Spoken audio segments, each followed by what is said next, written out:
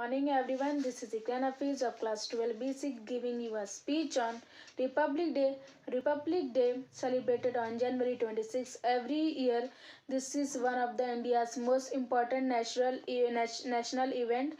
It was on January 26, 1950 the Constitution of India came into force and India became a truly sovereign, democratic and republic nation. On this day, India finally enjoyed the freedom of speech, rule of law and fundamental principle of governance. The patriotic fever of the Indian people on this day brings the whole country together even in their embedded diversity. Friends, all through the India had obtained its independence on 1950 August 1947. But its constitution came into effect only on 26 Jan 1950 and it was the day when your India became fully republic and democratic.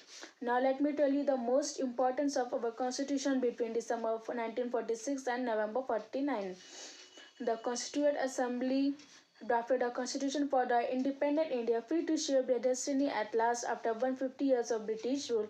The Constituent Assembly approached this task with the great idealism and the freedom struggle had helped to reproduce.